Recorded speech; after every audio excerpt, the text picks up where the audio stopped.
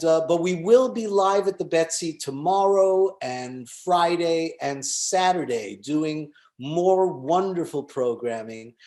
In case you didn't figure it out, I'm Avi Hoffman. You're probably tired of me by now.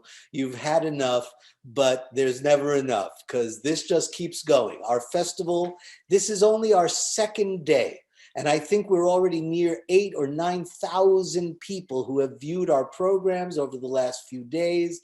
And we couldn't be prouder to bring all of you live, virtually live, for 7 days, our inaugural, international, virtual Why I Love Yiddish Fest 2020.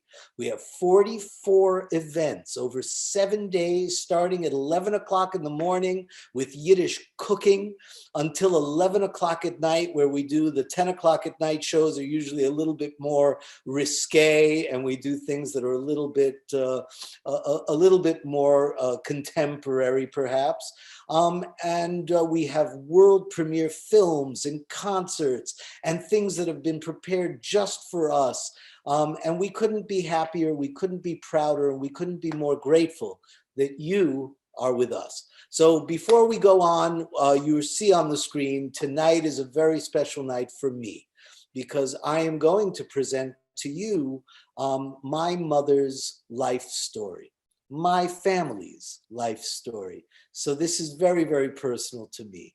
Obviously, I need to thank our sponsors, our festival sponsor, the Betsy South Beach, and the University of Miami George Feldenkrais program, and the Sue and Leonard Miller Center for Contemporary Judaic Studies, YaakovHeller.com, Gallery 22, and so many more wonderful organizations that have come up. As a matter of fact, I just want to mention the Chenstochover Society, the Relief Society. These are a group of people who all came from a town called Chenstochov. And they've created a fund of all the descendants and those who survived and thrived. And they support culture, Jewish culture. And they are one of our supporters. And I couldn't be prouder to welcome them into the family.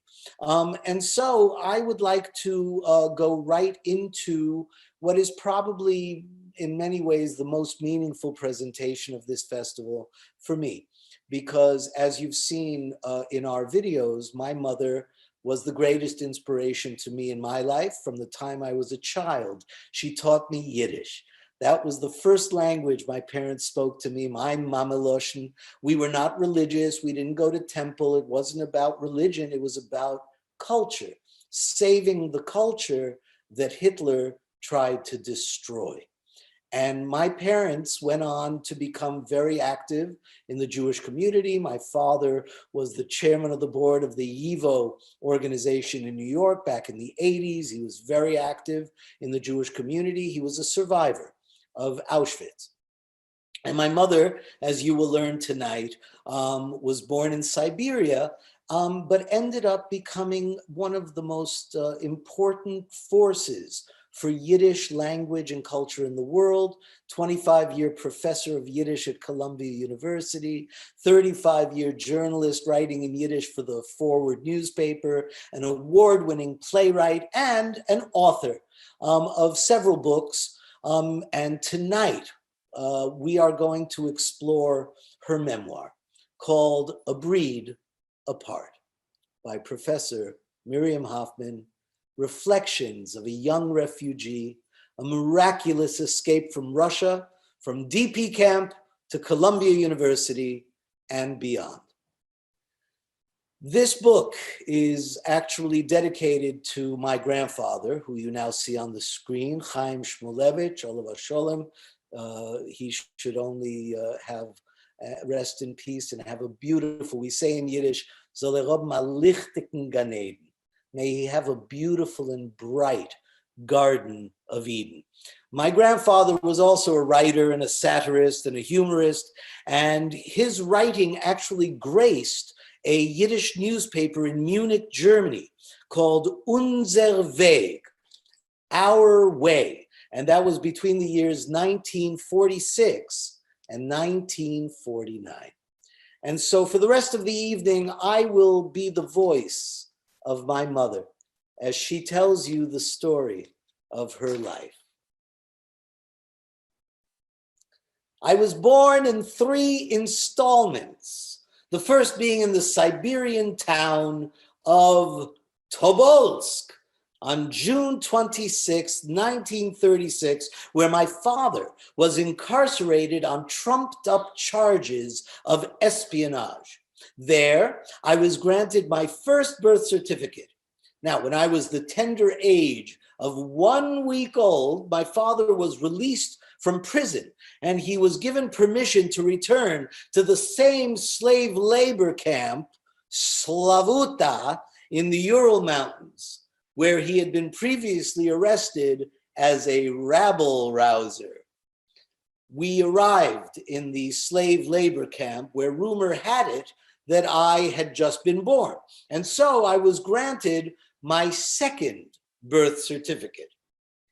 My third birth certificate occurred in 1947 after the war, when I was 11 years old and we were stationed in the American zone in the DP camp, Displaced Persons refugee camp, named Hindenburg Kaserne in Ulm, Germany. That same year, the American embassy in Germany notified parents that their children would be denied entry into the United States since they were born under Soviet rule. It was the time of McCarthyism and the communist scare. With the help of the Joint Distribution Committee, it took no time for these children, including me, to be provided with a third birth certificate stating that we had actually been born in Poland before the Russian occupation. Chapter 4, Tola, my mother. My mother, Tolle Bronya Tilche Breindl Neuhaus, was one of 4 siblings. Her father, Yiddish, was a glazier and a weaver. And he agreed with Karl Marx that religion is the opium of the masses. And so he banned anything that dealt with religion and tradition in our house. My maternal grandmother, Ruchel, was a tubercular woman, submissive and subservient to her husband. When word reached her that her husband, my grandfather, was having an affair with another woman, she asked 3 of her children to snoop around and follow him. And they returned with the bitter news that the rumor was true. And so Ruchel urged the children to escape their father's wrath and make their way to the Soviet Union, where life after the revolution, she reasoned, must be beautiful, free, and vibrant, and in search of young and skillful workers. And this is how my mother's older sister, Nache, and 18-year-old brother, Avrom, wound up the first ones in the family to become victims of the Gulag, the penal system of the USSR, which consisted of a network of labor camps. From time to time, they were handed postcards to write home, describing how wonderful life was in the Soviet Union. It enticed my mother to follow their venture, and 2 years later, she was off to the land of Oz. Chapter 7, Lost in the Quagmire of the Soviet Union. When my father was released for the umpteenth time from the prison in Saratov, he was invited by the NKVD, that's the secret police in Russia, to meet in a neighboring park. And there, an agent instructed him, "Now that you are free, Your task is to inform on the Jews who secretly frequent a hidden synagogue. All we want from you is to know who they are and where they are and what their names are. And if you don't comply, you will go back to prison. Now, my father knew full well that all the synagogues had been shut down. And so his answer was swift. I am not a religious man, he said. I don't pray and I don't frequent synagogues. Well, then you show up in their secret prayer houses or basements and pretend that you are religious. You can arrest me again and again, but I don't know any religious Jews, said my self-righteous father.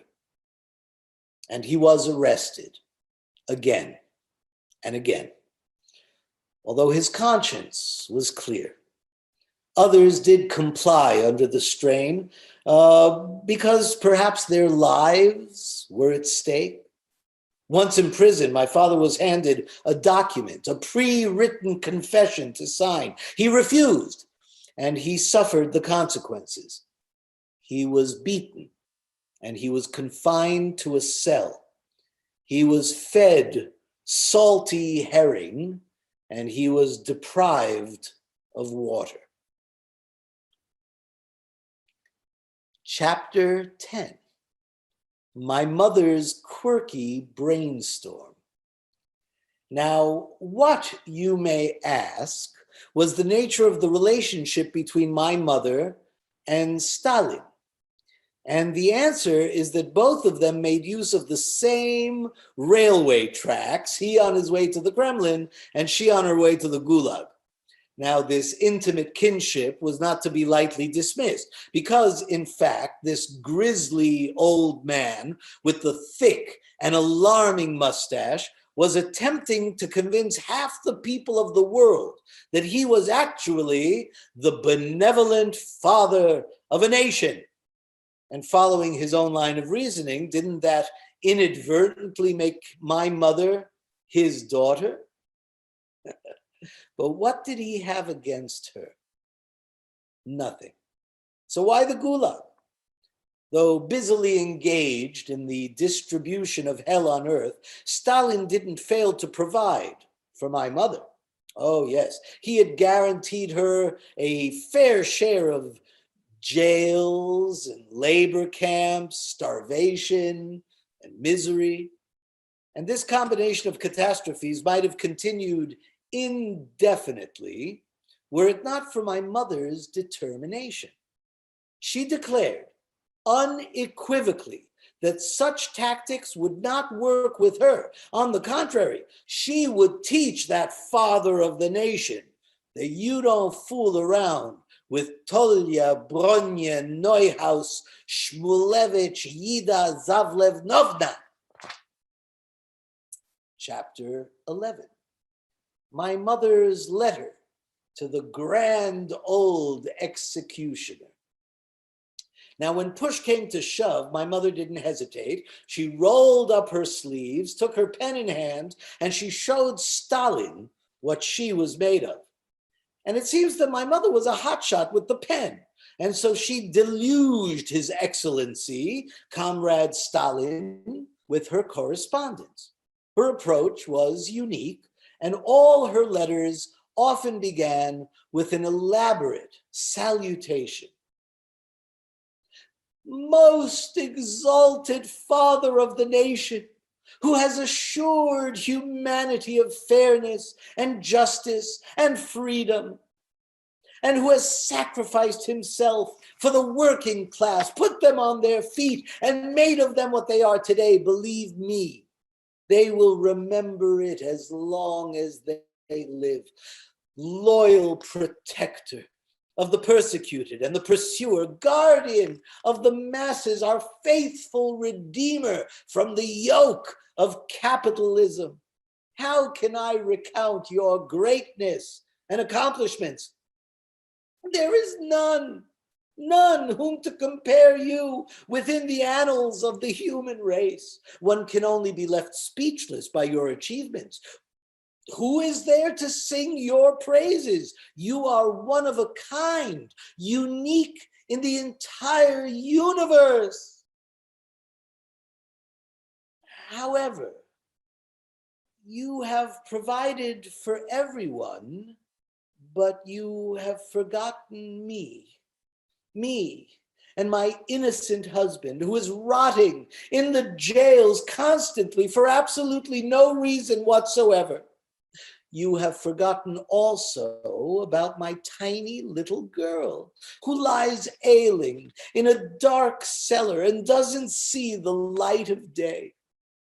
Why do I deserve all this, oh dear Father of the nations? You must arrange for my husband's speedy release and provide us with a decent home of our own. I know full well how busy you are. Your plate is full, what with Smolensk and Stalingrad. Nevertheless, I don't see how you can be indifferent to my plight. And I realize also that you consider some matters to be of greater priorities, but I will not stop writing to you until you pay attention to my quandary. As soon as I finish this letter, I am going to sit myself down and write a second and a third letter, and I won't rest until you respond. Send my warmest regards to everyone in the Kremlin, your loyal citizen, Tolle Bronye Neuhaus Shmulevich Yide Zavlevnovna. Time passed with no response forthcoming. But my mother didn't give up that easily. As dependable as the sun rose, each morning she dispatched her daily letters to the father of the nation. And one bright morning, a letter arrived from the highest Soviet authority, namely the Kremlin.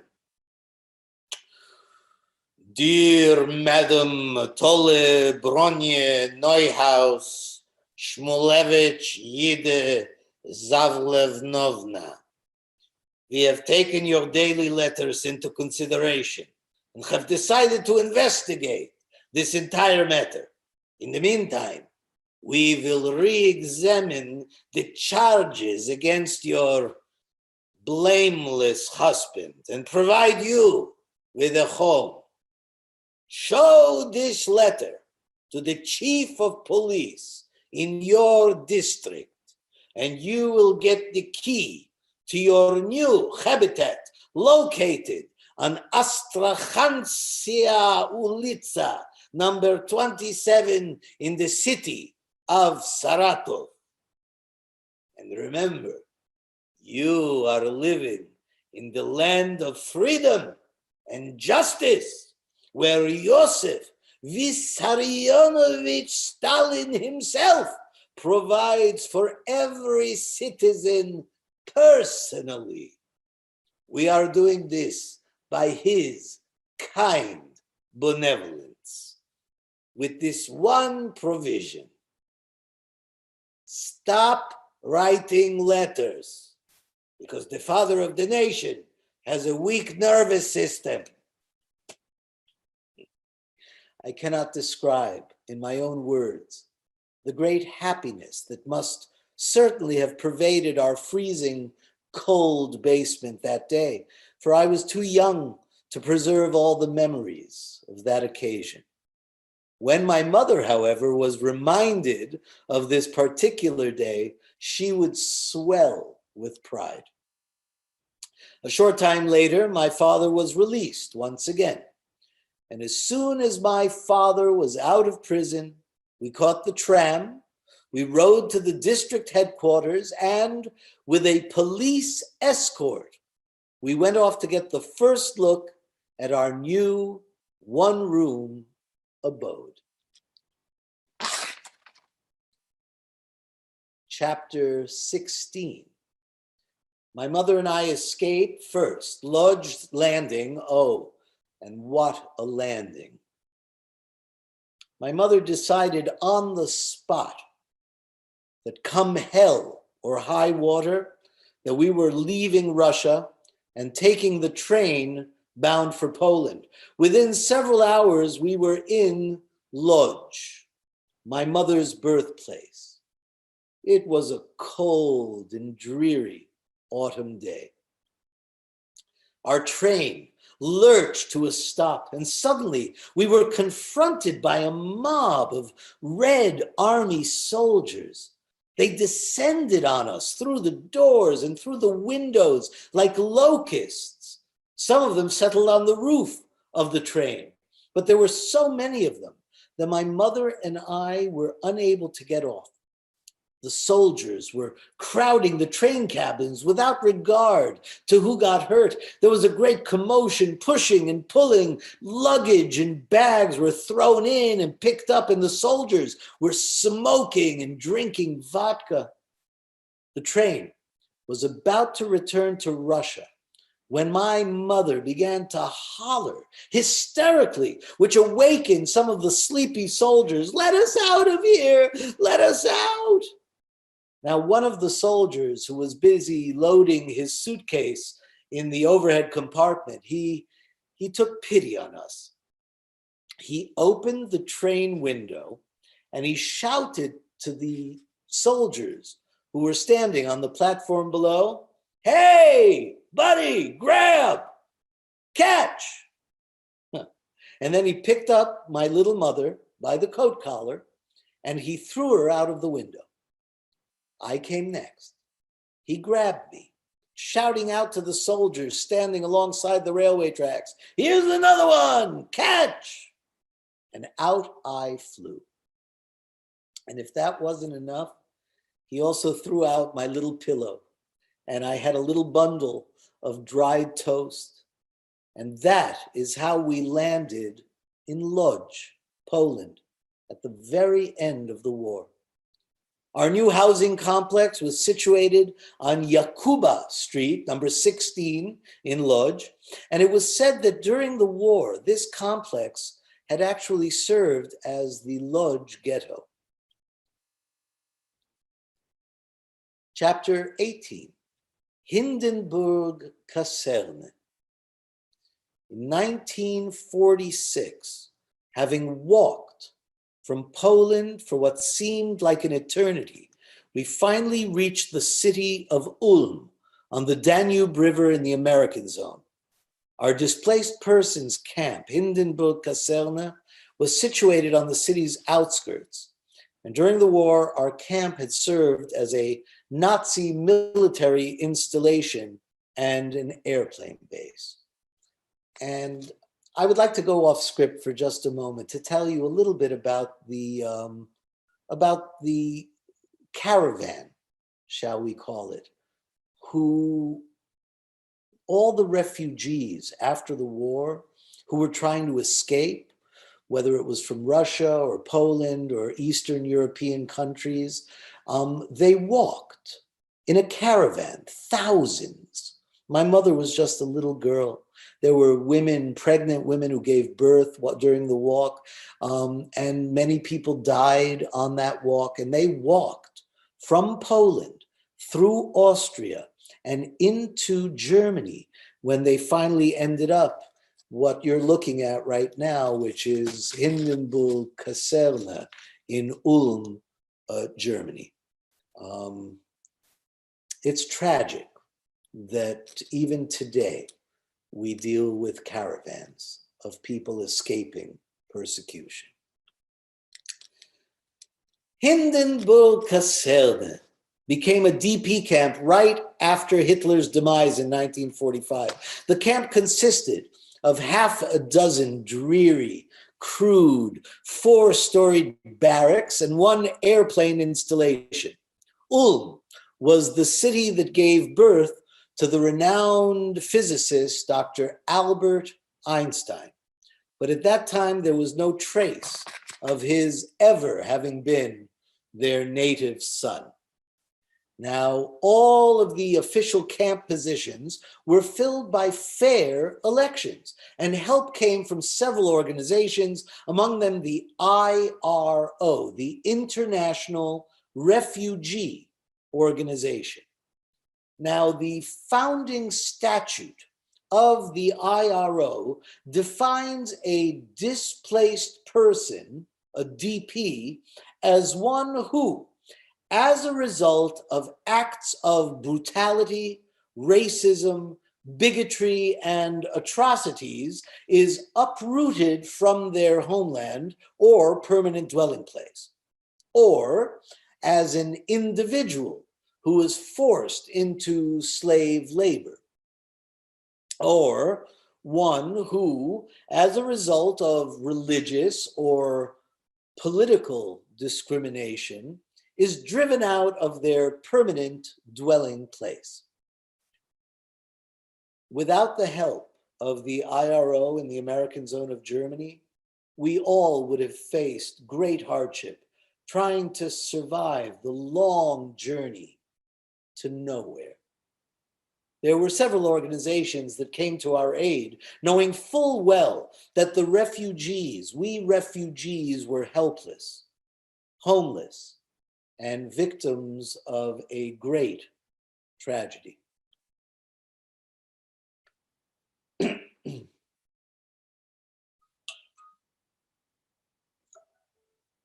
Chapter 20. One of the many songs we sang in the camp. As a young teen, I kept a journal where I wrote down every song we sang in the camp in 4 languages: Russian, Polish, Yiddish, and Hebrew. Included were love songs, patriotic songs, Holocaust songs, tragic songs, and happy songs. I also illustrated every page of my album with colorful crayons that were sent to us by American children in care packages. And I brought the entire album with me to America in 1949.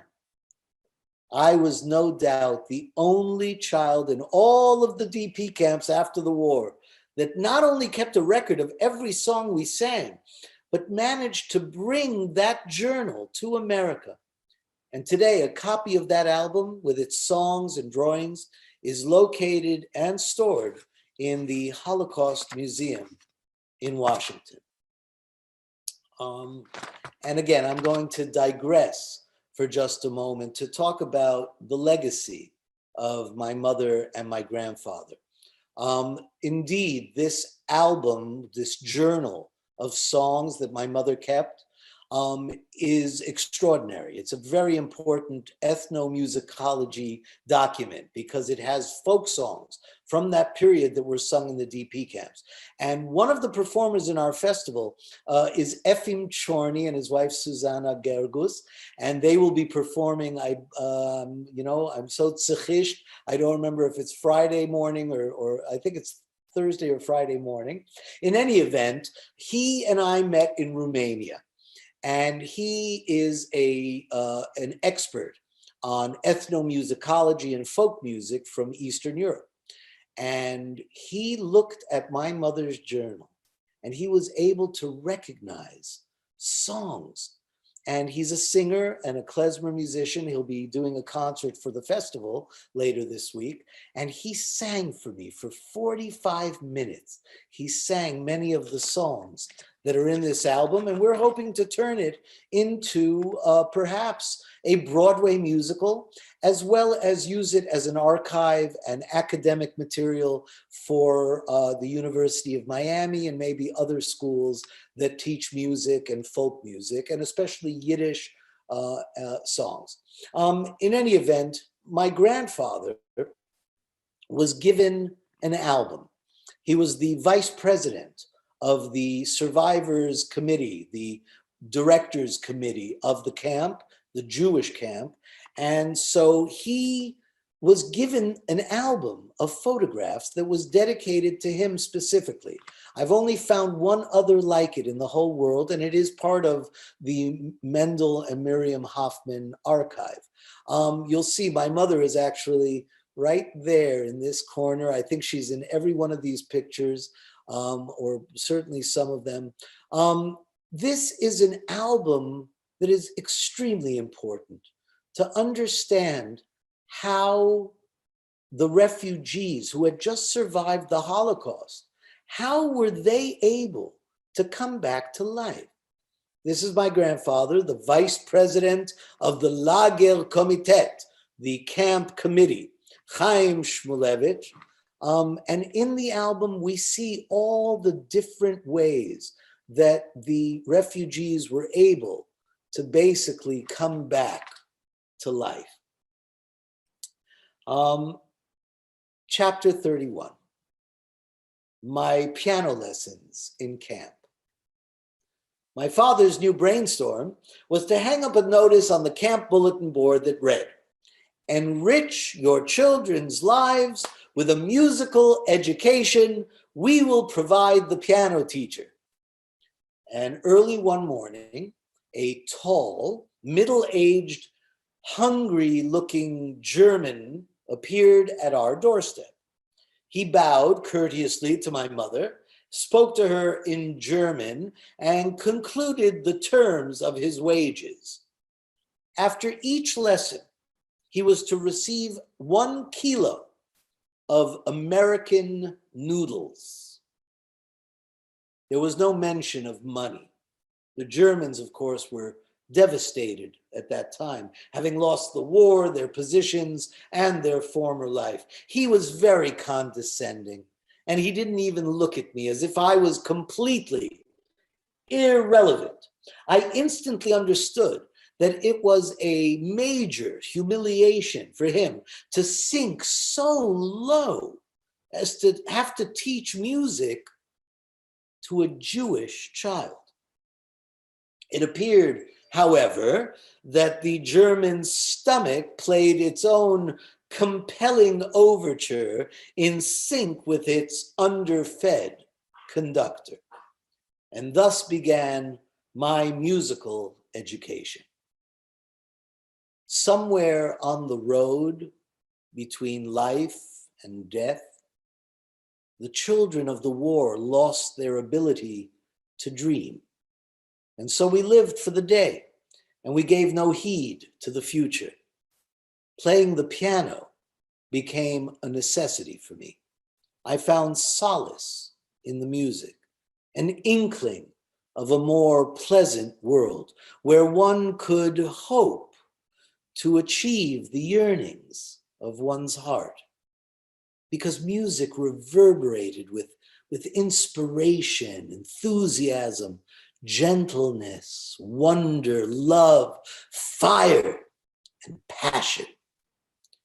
The following winter was a very harsh one, and although my fingers froze, I would not forgo my music lessons. And so I put on a pair of warm gloves, I cut off the tips of the gloves, and I went on playing. The German ground his teeth and slapped both sides of his head, and he cursed loudly every time I played a false note, although he knew full well that the piano hammers were frozen, and I had to struggle to get any kind of sound out of them. I could hardly grasp the extent of his hatred.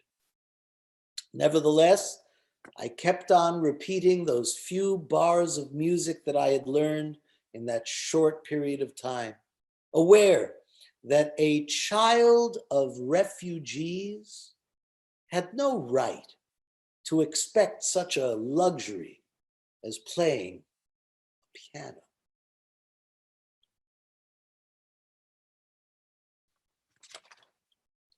Chapter 42, America, the Beautiful.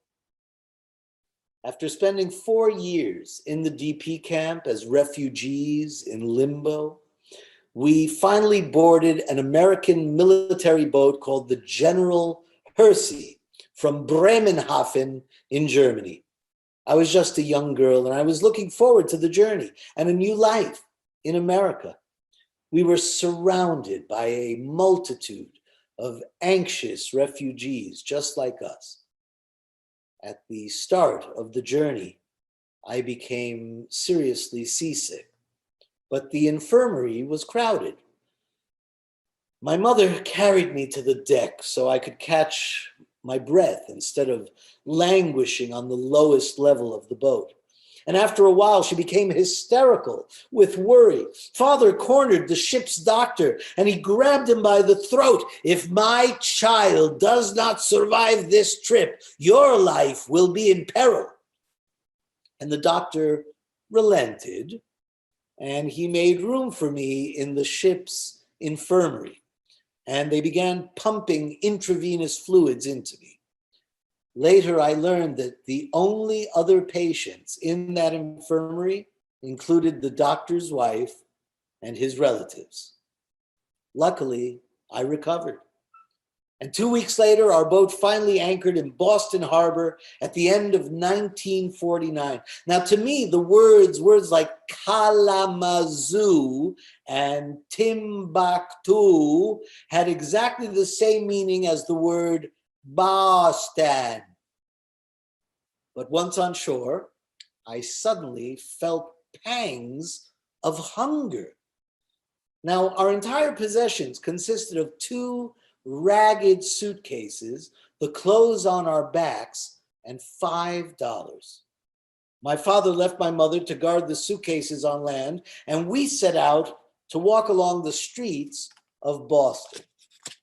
And a delectable smell enticed us to the open door of a tavern. And there we came across trays of frankfurters, sauerkraut, and mustard. Now, not knowing one word of English, I pointed to the trays and I said, "Dus, dus, und dus." And apparently the hot dog vendor knew exactly what I meant. Father was concerned about not having enough money. And so he bought only 1 hot dog for his hungry little girl. And for the first time in my life, I ate a hot dog with mustard and sauerkraut. It was Gan Eden, paradise. I vividly remember those newly discovered delicious flavors.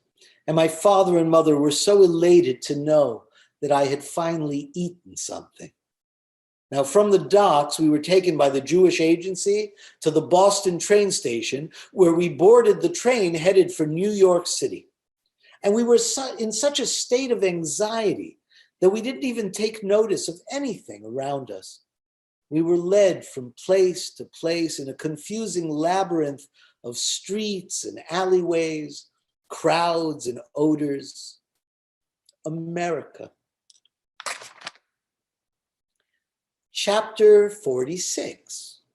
We found each other and the new dress.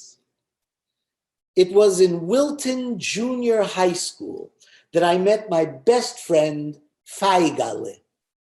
We could communicate in our mother tongue, in Yiddish, and I still knew no English when in 7th grade, my class had to take an IQ test. Now, of course, I and all the other Yiddish-speaking students all failed miserably. And in turn, we were classified at the time as retarded. And we were relegated to a bench in the back of the class. And once that reputation had been acquired, we were expected to achieve nothing. And as time passed, Feigale and I talked about shoes and dresses and hats and purses, necklaces and earrings. I mean, that's what the 2 of us crave. And when I approached my mother for a new dress, and she heard that it would cost $7, you would think that the sky was about to fall. But dance we must. And so somehow I managed to wrangle out of my mother $7 and I bought a blue flowery dress with a fitted waist and no sleeves. And it fit me as though I had been poured into it. Now, I wound up having two dresses, while Feigele had none. And so I deliberated with myself, and I decided that I wanted Feigele to be the first one to wear my new blue dress, and I would wear my old dress, in which I was as comfortable as a fish in water. Now, the question was how to manage it without my mother's knowledge. So we racked our brains until we came up with a solution. I would put the new blue dress into a brown paper bag and throw it out the window. And Feigele would catch it and go back behind the staircase of my house, take off her old dress, stuff it into the mailbox after she put on the new dress. And to our joy, it fit her like a glove too. That evening, our plan was carried out to perfection. And off we went to the Diplomat Hotel in Manhattan. And when we reached the hall, it was already jumping with young people, most of them the offspring of Holocaust survivors. A photographer appeared on the scene and he snapped our pictures in a variety of poses. Not only had everything proceeded without a hitch, but Feigele was pleased with her cavalier gentleman, my old DP camp friend, Munyale, the man who eventually became her husband. After the dance, she reversed the process, and the blue dress wound up hanging innocently in my closet as if it had been there all along. But then came chapter 2 of this saga. The photos from the fantastic dance eventually arrived. My mother and I gazed at them. Feigele and I were two beauties, and the two handsome young men sat alongside us, smiling. My mother was ecstatic until suddenly a blood-curdling scream pierced the air in our kitchen. Everything turned black before our eyes. Mother had finally caught on. Tell me, Mirale, the dress that Feigele is wearing looks to me exactly like your new blue dress. What is it doing on Feigele? I know already your tricks, Mirale. Remember, you will pay for this lie. Hell will freeze over before you weasel any more money out of me for anything ever again.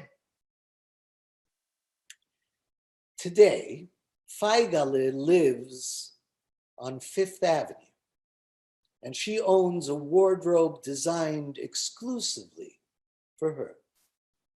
Half a century has gone by, during which we have worn out thousands of dresses, danced at hundreds of affairs, but the taste of that long gone evening lingers, ever fixed in our memories with this warning: don't forget where you come from.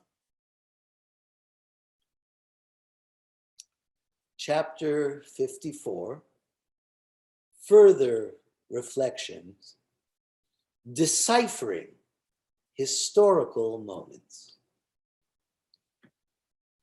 We Jews are a people who are a breed apart from the rest of the so-called civilized world. We have endured in times of adversity and retained our tenacity, our courage, and our determination in the face of enormous loss and suffering. We are also a people with a history of building, destroying, and rebuilding our own historical and cultural heritage. To illustrate, I will tell you about a time that we moved into our home in Israel. Our neighbor came by to greet us with a bouquet of multicolored flowers. Bruchim habayim, welcome. Now you can start being an Israeli and stop being a Jew. You see, our history does not start with the Holocaust, nor with the establishment of the Jewish state. Today, we are on the periphery of the obliteration of our own cultural and historic past. At stake is our very Jewish heritage. The soul of a people rests within its language, and language is culture. Now, since we moved back to the United States, I have dedicated my life and career to the preservation of the Yiddish language and the Jewish culture. And through a century of assimilation and neglect, the rich Yiddish language and culture was abandoned by the very powers that should have celebrated it. But cultural Jewish life is not lost.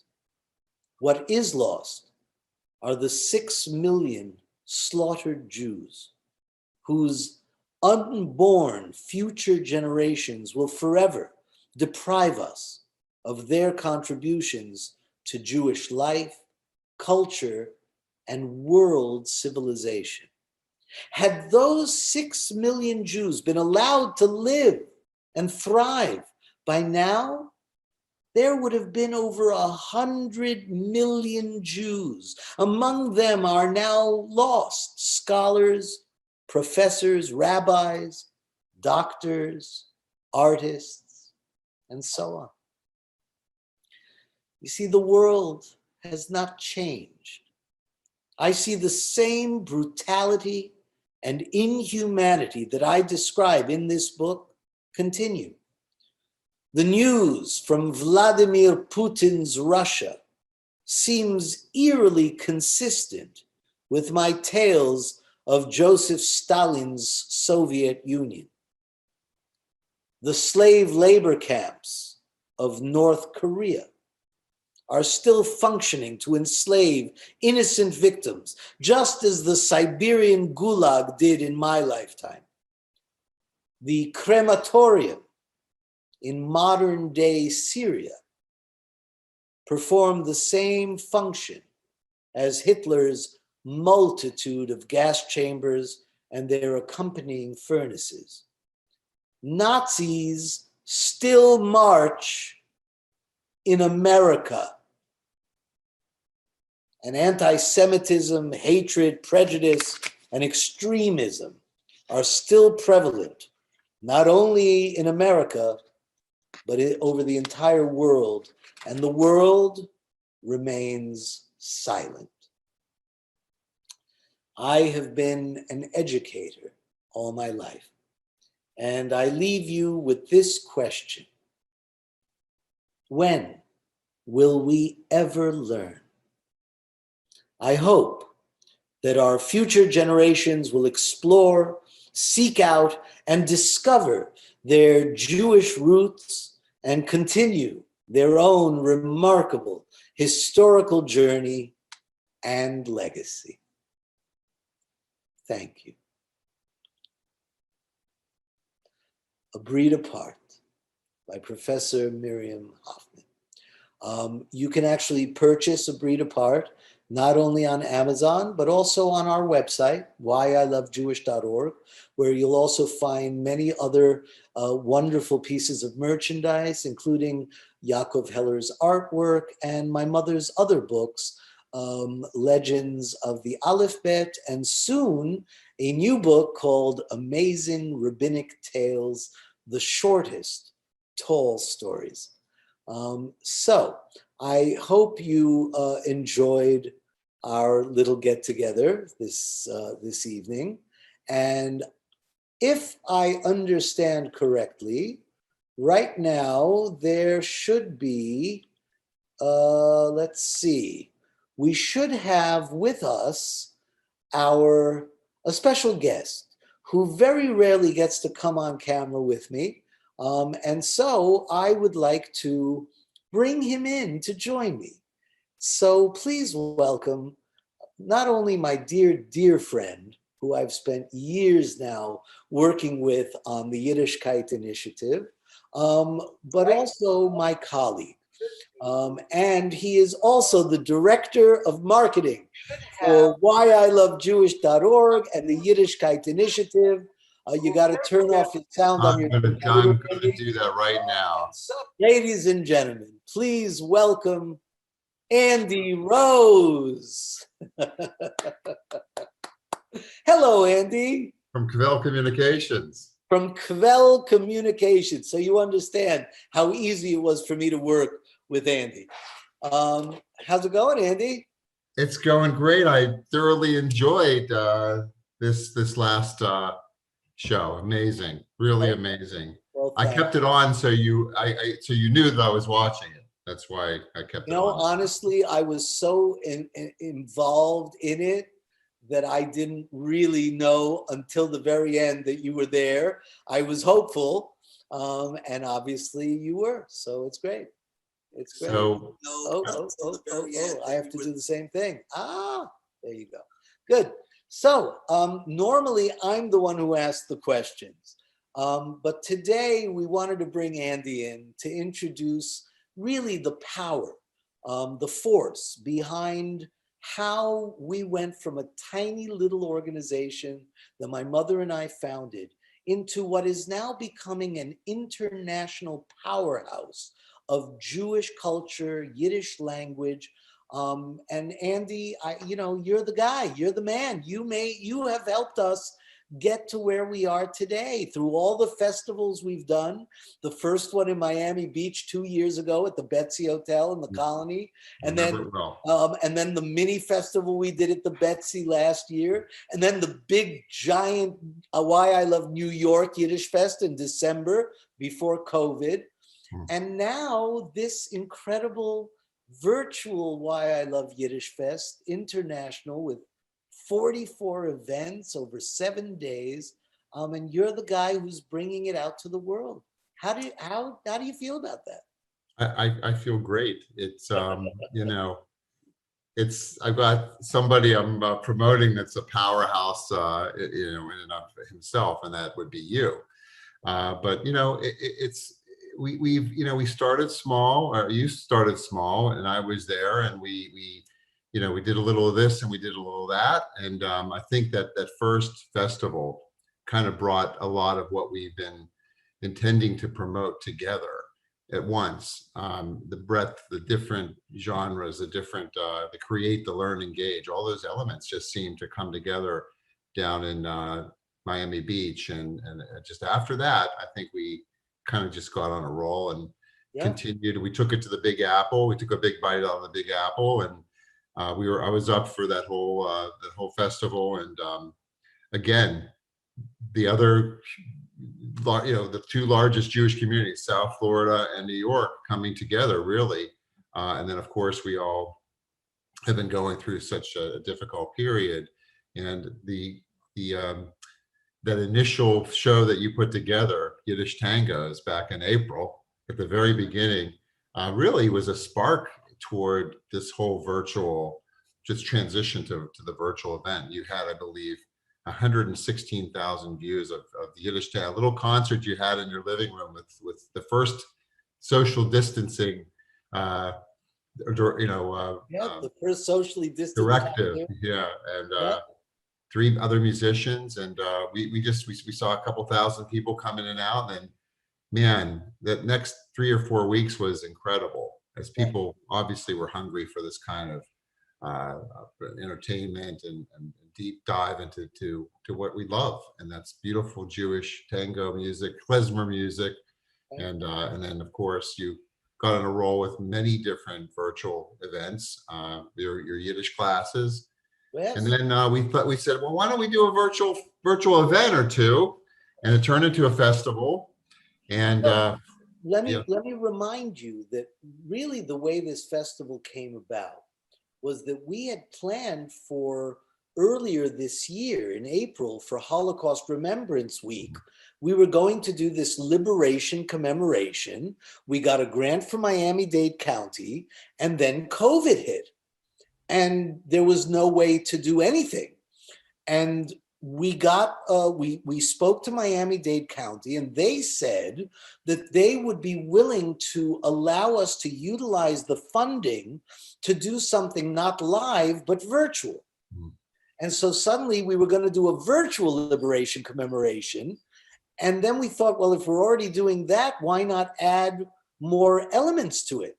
And one thing led to another. And suddenly 8 weeks ago, I think we came up with all this about 8 weeks ago. We decided we were going to go for it. And here we are, you know, international virtual Why I Love Yiddish Fest 2020 with 44 events over 7 days. And I am blown away by the quality of the work that so many people have brought to this festival. For those of you out there who are watching, who have seen some of the other programs, I mean, these are world premiere films, world-class artists. You know, the film today, the movie that we saw this morning, City Without Jews, was stunning. Yesterday's Two Heads Are Better Than One. The Liberation Commemoration Ceremony has already had thousands of views. And apparently we're already up to somewhere between 4 and 6. I don't know. I haven't even counted, you know, since this morning. We were already well above 4,500 participants and views of our events. So this is amazing. And I think that what you taught me, and again, I'm very grateful, is the idea that you have to adjust. You know, you have to be able to adapt. And once the COVID hit and we said, okay, what can we do? You know, we had to cancel 20 live gigs and we were losing money and it was just terrible. And we sat down, I remember sitting with you and saying, well, why can't, maybe we should do Yiddish tangos in my living room. And you were like, yes, yes, let's do that. And we'll promote it and we'll get it out there. You know, and 115,000 views later, here we are. So thank you, Andy. Thanks. You're welcome. And listen, I think that as a people, we are used to a little bit of a few plagues here and there, a little pressure. And, you know, if we don't look at these types of things, I know it's hard to look at it as an opportunity, but think about it. You know, whereas, you know, before COVID, we did our thing. You had your shows, and we target a little, you know, maybe a little concentric circle around South Beach or Coral Springs or Palm Beach. Now the circle is the globe. The circle is the whole world. We can reach anybody from anywhere at any time, and that's what happened. That's precisely what happened. 7 different countries represented by the performers, and it's truly amazing, and it's only going to get better, because I think you know, again, when an audience out there, and it's more than entertainment, we know that this is our culture, this is our identity, you know, seen through education, lectures, music, art, food, all types of things. These are all the facets of our Jewish culture coming through, and that's something that I'm amazed really at your work, Avi, because you're the Pied Piper. And I want to ask you some questions. So, because, you know, we have probably not a lot of time, but, you know, I just, you know, listen to, you know, the read apart. I've read about your mom. I know your mom, and it just, how did it, you know, obviously that was a huge influence for you. But if you go way back, because, you know, the apple doesn't always fall close to the tree. We know that.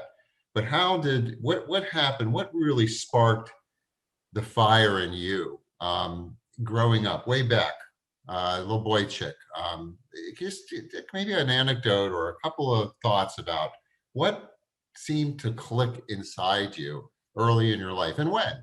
Well, you know, my father was a survivor of Auschwitz, and he dealt with his disturbance because survivors have a disturbance. They were traumatized.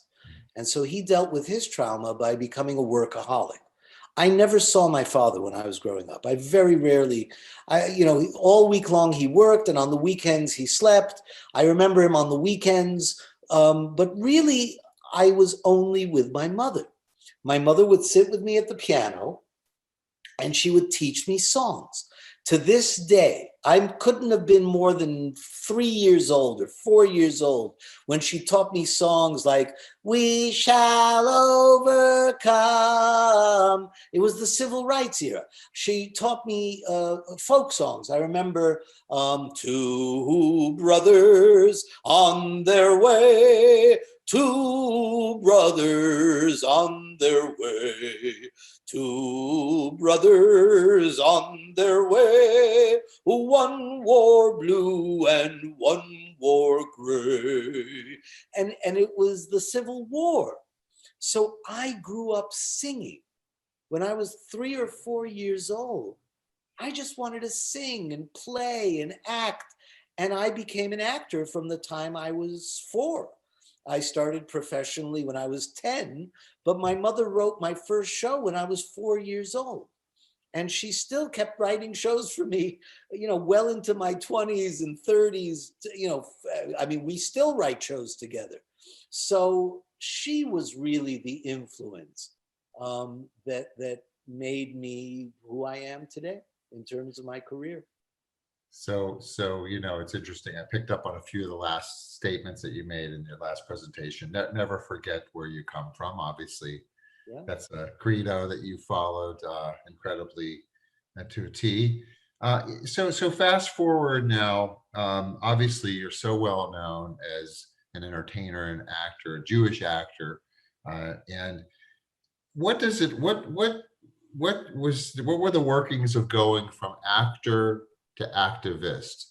Because you could have stayed and used your pulpit, if you will, to just occasionally promote Jewish culture, Jewish identity, Jewish continuity. But you're really going. You're preparing now for, I think, the greatest performance of your life, really. But how do you make that? How have you made that transition, and why is it important to you? That's a very interesting question, Andy. And I guess I cannot separate in myself when you say, the difference between an actor and an activist. But for me, it's all from a Jewish perspective. So my acting came from where I came from as a young boy in the Bronx in New York City. And we were part of a community that was so tightly knit and so involved in the community in terms of what we called Menschlichkeit, right? To be a mensch. So Yiddishkeit and Menschlichkeit, being a good person and being a Jew, were one and the same. And so I cannot separate those things within myself. And when we started the Yiddishkeit initiative and this whole concept of promoting Jewish and Yiddish language and Jewish culture, because so much of it is lost to the world, 1,000 years of Yiddish language and culture, it naturally comes along with the ideas of human rights and civil rights, because you said we've suffered through a few pogroms and a couple of plagues, and that's part of who we are, that we transcend that and make the world a better place. Tikkun olam. Some people make fun of that concept nowadays. Oh, you want to make the world a better place? Well, yeah, I do. We want to make the world a better place for our children and our grandchildren. And it's not just about Judaism, it's about world culture. It's about recognizing our contribution to the world culture and then using it in a way that makes lives better. I was always an activist for my children in school. It had nothing to do with being Jewish. When I thought there was something going on in school, I was on the PTA, I was in the SAF, I was in the SAC committees, I was in the school from the time my kids started elementary school until they finished high school. I was active because I wanted to protect them and the other children. And so that's just part of my personality, I guess, because of, who my parents were and my grandparents. Tonight the audience, heard a little bit about my grandfather and my grandmother. But, these were people who really tried not only to survive, but to make their lives better and the lives of the people around them better. My mother bought a new dress and she didn't wear it. She gave it to her best friend to wear first. I mean, that's menschlich, that's being a mensch. So I say hashtag be a mensch. Love it. So, we obviously know the challenges that we face as a people, and the lack of affiliation, with traditional Jewish institutions, and it's great concern to those who still hold on to tradition. And I grew up in the '60s. I'm a little bit younger than you, and I had a Zaidi who spoke Yiddish, and I remember him well. And he was a little, he was a little on the religious side, but I grew up outside of Pittsburgh. My parents were from Squirrel Hill, where there's a Rosenblum on every corner. And it was I had that connection from my parents, my grandparents, my Zaidi, Right. but my great grandpa. But how do you impart or pass these jewels to, let's say, my kids? I try to teach them those stories, but they don't. They're a little more diluted. My father wasn't quite as, not observant necessarily, because he was conservative, but just didn't live and breathe the culture that my like I said, my grandparents, my Zaidi kind of exuded and lived. And that's Yeah. basically based on where they came from, what their upbringing. But how do we get these next generations to understand and appreciate? That's a great question. I think you answered your own question when you came up with the theme for the Yiddishkeit initiative of create, learn, engage. So any of you out there that go to our website, whyilovejewish.org, you'll see that those are the three main thrusts of the organization. We create programming, we create academic materials, we create books, we create movies, television, theater pieces, dance pieces, music, concerts. We have to be creative, and we have to allow others to create as well. And we need to encourage the creativity.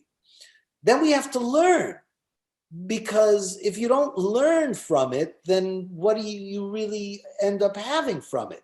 So we have to learn. We have to find what we've lost and reclaim it.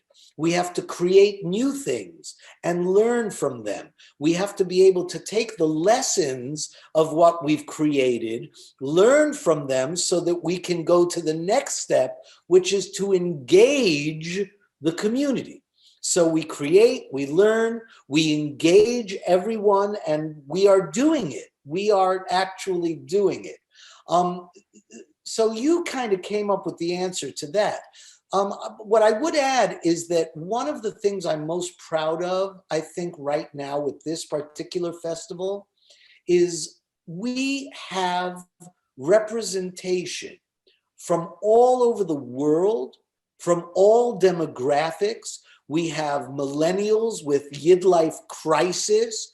We have the older generation with myself and many others that are performing. We have young people, we have older people. We have people from Berlin and Poland and England and Canada and Montreal and Toronto. We have Los Angeles and San Diego. We have New York, obviously. We have Grammy winners. We have celebrities. We have politicians. We have been able to get so many different parts of our world to join us in a celebration of this culture. And so, no matter what program happens to tickle your particular fancy, We have programs for everyone, world premieres, Jewish play project. We have Stars of David, which is coming to end the festival with some of the biggest celebrities in the world of theater. And we have so many representations of great Jewish celebrity. And that follows a world premiere play reading called My Mother, My Sister, and Me by Sherry Heller, that's going to star the Broadway actress Lonnie Ackerman, directed by Richard Klein, who was on Three's Company, and it stars a young girl named Alexa Lasanta, who's like 13 or 14 years old. So we have every age group, every style of music, from tangos to klezmer to classical to, we have films and lectures and books. And that's how we reach the young generation. That's how we reach those who have disassociated. You and I have talked about this a lot. 85% of the Jewish population does not feel affiliated in any way to Judaism, except they love that they're Jewish. They consider themselves Jews. They eat chicken soup and a bagel with cream cheese and lox, and they love, the food, but that's it. They need to be re-embraced by this beautiful culture that they own. It's theirs. They just don't know that they have it. And so we just have to bring it to them. And I think they will find which piece of the puzzle most appeals to them. So that I've had a career, most of my career working in the Jewish communal world, and with lots of nonprofit organizations, namely the Jewish Federation in South Palm Beach County, and I, for 12 years, promoted all the different causes that the Federation promotes, and very wide ranging. Obviously people seek out some of the more, humanitarian types of causes to, when they think about what's important, where do I want to, put my dog, where do I want to give my money?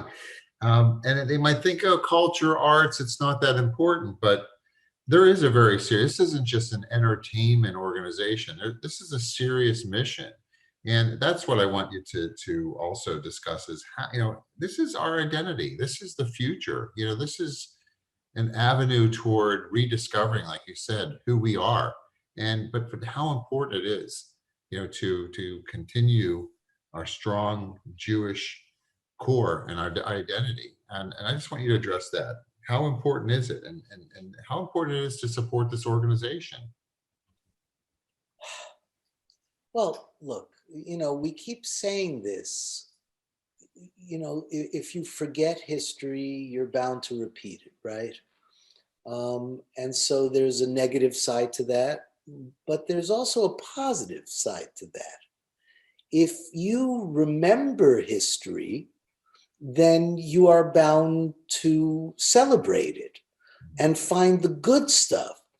What I am amazed by, and what I learned most from my mother, who spent her entire life dedicated to remembering, to forever remember, not just never forget, but to forever remember.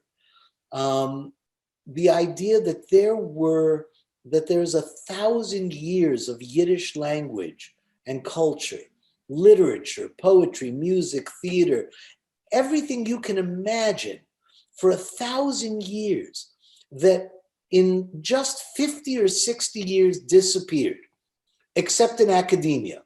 In academia, you can still find a lot of people who know about the great Yiddish writers, but most people have no idea. Maybe Sholem Aleichem because of Fiddler on the Roof, Tevye, maybe Peretz, maybe somebody else. But most of the people don't know that we have the greatest writers. Isaac Bashevis Singer won the Nobel Prize for Literature. And a few people know him and remember his work. A lot of people don't. I'm amazed that Joe Papp, who, I just did the concert of Joe Papp at the Ballroom. Joe Papp is one of the most important impresarios, theatrical producers in the history of theater, and he is already being forgotten. I ask young acting students, theater students, who is Joe Papp? They look at me like I don't know. And that's unfortunate. So how important is it to remember? If you had a treasure in your closet that you didn't know was there, and somebody said to you, hey man, you have this treasure in your closet. Boy, how important would it be to discover, to unearth that treasure and start rediscovering all of that stuff. And so that's what the Yiddishkeit Initiative does. That's why I love Jewish. That's what we're all about. That's why we do these festivals. And that's why we want to make it free to the public. Joe Papp taught me that model. He did Shakespeare in the Park for free. Everybody said, how can you do free theater in Central Park? He said, yeah, that's how. I do it. And then they come. And he did. And he ended up turning it into a multi-million-dollar enterprise called the New York Shakespeare Festival, and now the Joe Papp Public Theater on Lafayette Street, New York, which has 6 theaters, 6 venues. He really was the creator of that model. And I think it's the right model. But that means you have to have the people. You have to have sponsors. You have to have organizational support. You have to have corporate support. You have to have government support.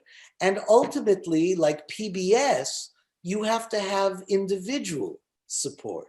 So, it's very important that if you believe in something and you love something, that you do something to support it. Now, that could be $1. If that's all you can afford, $1, then give $1. If you can't even give $1, then volunteer and join the effort. But if you can give $10, then you should give 10. If you can give 50 or 100 or 1,000, and some people can give much more than that, because the treasure is there. We just need the resources to be able to bring it to the world. We're a nonprofit. Nobody is getting rich off this.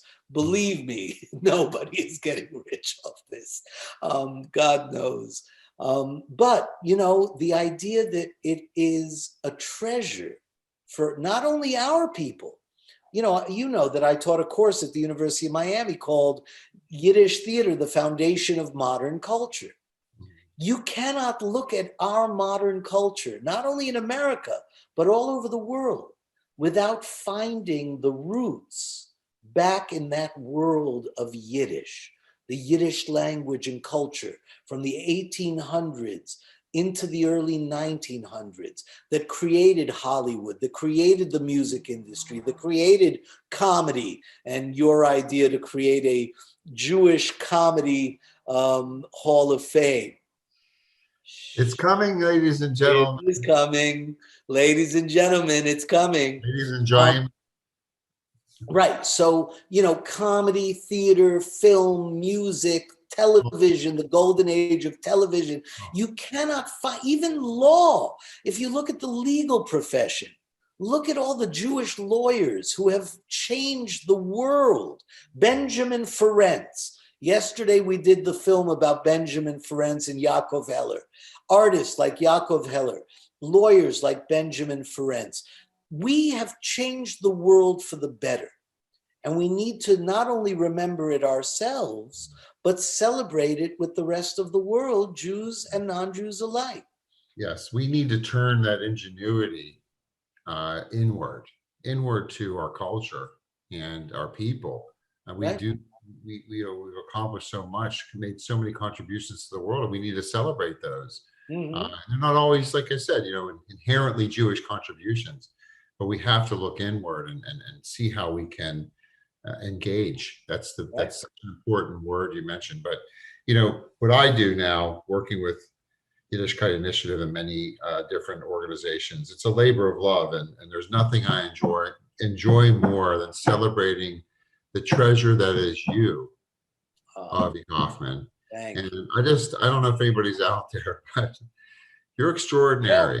well, And I love every, crazy conversation that we have, telling you that I know you love Joe Papp, but we have to raise a few dollars. And we will, and we will. It's happening. we are. You Yes, know we are. what? Since yesterday, we have received, I'm going to say, probably dozens of donations in amounts that range from $10 to $100. As a matter of fact, today I got a check for $1,000 from the Chenstochova Society that I mentioned at the beginning of the program. People are coming through, and so again, anybody out there that's listening, please, just consider going to our website, whyilovejewish.org, see what we do. Yes. And if you like what we're doing in this festival, it's all free. So, how much would you pay for a program like this if you went to the theater? $60, $50, $100. If you go to Broadway, God knows it could cost hundreds of dollars. So pay a fraction, donate a fraction of the cost of what you would pay to go to Broadway and help support a nonprofit organization that can bring you more and more. And we're already talking about our next festival. So it's very exciting. It's important to note that there are some amazing plans and projects that we know are that have been working and moving that 85% needle. There are, from educational efforts to obviously festivals and performances and funding programs that promote younger aspiring Jewish artists. Yes, scholarship funds. We really want we have a scholarship fund in the name of Michael Larson, my dear, dear, dear departed Michael Larson. He's on the wall behind me. That is a caricature of him. We want to teach. We want to encourage younger people. We want to help them to become creative in this field. One of the things we haven't talked about is how pervasive Yiddish is now becoming in the mainstream world. Films, Netflix, there are TV series. Unorthodox, which is nominated for 9 Emmys, was a lot of Yiddish. Shtisel, which is on Netflix, going into its 3rd season. There are the movie that we're going to watch tonight, Shahita, done by a young filmmaker in Canada who came up with this idea to make a Yiddish horror movie. These things are happening and we need to help them. And so all of you out there need to help us so we can help them to help you, help them, so we all help the world. Yeah. So, okay. So I think there to wrap things up a little bit. So you're 2/7 into the international virtual Why I Love Yiddish Fest 2020. What's your feeling so far with 2 of the 7 days under your belt, almost? What does everyone have to look forward to? Well, I was going to say the programs coming are even greater than the programs we've already had that are already great. Tonight we have the film Shahita. Tomorrow, every morning we start with Yiddish cooking classes, which is great fun. Tomorrow we have tomorrow's our live day. Most of what we're doing tomorrow is actually live. We have a concert and a film screening coming from the United Kingdom, from London at 12 noon, Paulina Shepherd and Merlin Shepherd. Then we have from Toronto, live from Toronto, one of the craziest young performers I've ever seen. I love him, Joshua so-called Dolgin, who is going to be doing a live concert from Toronto. Then we're going to present my mom's book, Legends of the Aleph Bet. Then we have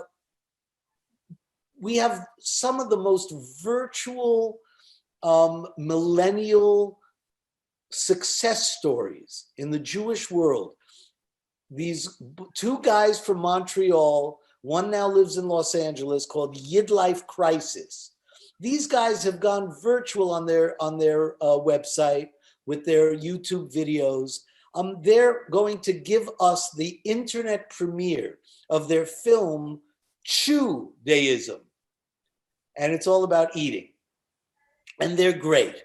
And they're young guys, Yidlife Crisis. And then another one of the most wonderful performers I've ever seen, a very famous musician, klezmer musician in New York named Michael Winograd, will be doing a live concert that he taped live that we're going to be presenting with a live Q&A after. And that's just tomorrow.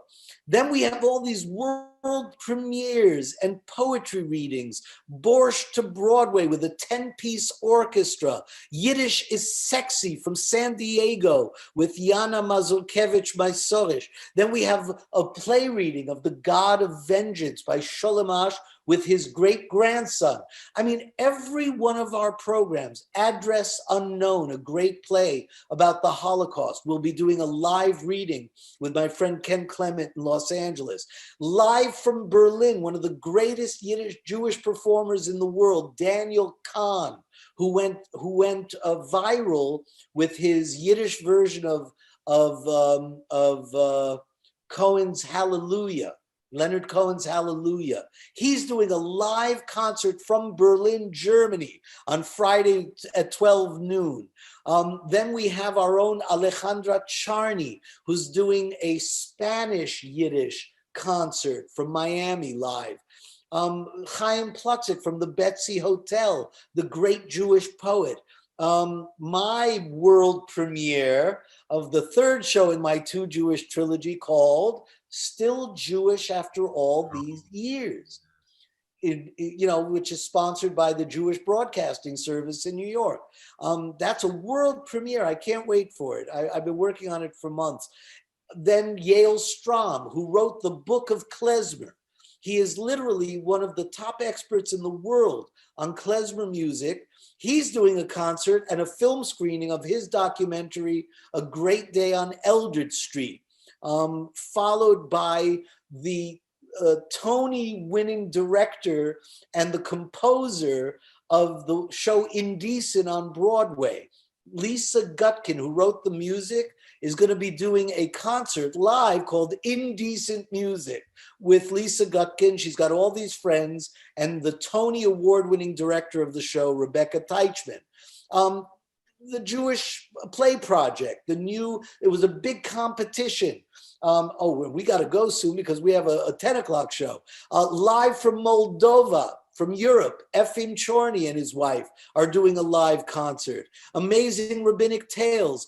And then Frank London and Eleanor Risa, the Grammy Award-winning Frank London and the Tony-nominated Eleanor Risa have put together a concert specifically for our Yiddish Fest called No Turning Back. In Yiddish, it's called Wir gehen nicht zurück. We are not going back. No turning back. And that's before Sunday, which is the grand finale of the festival, with what I mentioned before, the live reading of a new play, it's never been seen on the internet. I think there was a tiny workshop done, My Mother, My Sister, and Me, all about growing up Jewish in the Bronx in 1969 by Sherry Heller, starring Lonnie Ackerman and Alexa Lasanta, directed by Richard Klein. And then the big finish, Abigail Pogrebin's Stars of David, which was a best-selling book turned into a musical by the great Broadway producer Daryl Roth. It celebrates the biggest celebrities in the Jewish world with the greatest Broadway composers and lyricists. We have all these stars, Lorna Luft and Lonnie and Richard and all these other people participating.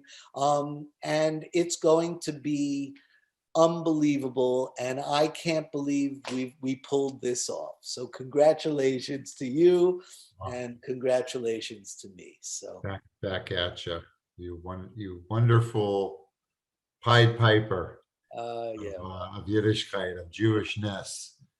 good. Such a noble calling, and Okay, you're doing it. You're doing your mother proud. thanks. You're doing our culture and our people proud, Avi. And I'm not going to call you my favorite client because I do that with all my clients. But no, I don't consider you a client. I consider you a partner in something just very special, a mission that we must see through. And We're going to quell for years to come. absolutely, no Good. doubt. We All got a right. few things we're going to really live it up in the next few days, though. Great. So thanks to all our sponsors. Please fill out our survey and please go and support our work if you're enjoying, the shows we're doing. And so thank you, Andy. And I'm going to jump over to our closing little video and I'll see you later. All right. And I'll see you tomorrow. We're doing a Q&A tomorrow, right? I think. Absolutely. Now, Okay. yes, we are. Now, Thursday night. Thursday. We're doing a Looking Q&A forward. Thursday. I got a After few more questions for All right. you. All right. Thanks. Thank you. All right. Bye-bye. Bye-bye. All right. Thank you, everybody. See you soon.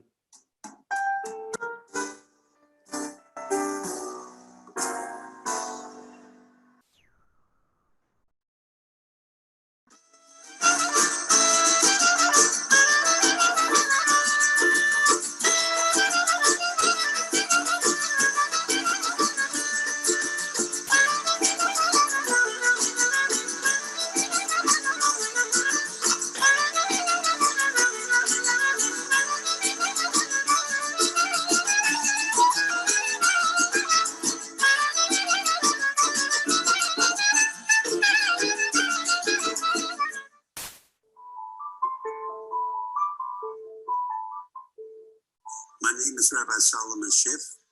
I was the Executive Vice President of the Rabbinic Association of Greater Miami for 42 years and Director of Chaplaincy for the Greater Miami Jewish Federation for 40 years. My parents came from New York, they spoke Yiddish. And all my studies going through becoming a rabbi, all the studies were all in Yiddish. So that's an important part, and we can't dismiss that culture. If we forget that and we let it be erased, then we will lose a part of our heritage. That's what we have to capture. That's what we have to teach and impress our young people. And if they want to be loyal to the Jewish people, the Jewish history, the golden chain of Jewish tradition to continue, they have to absorb the understanding of what Jewishness is, what Yiddish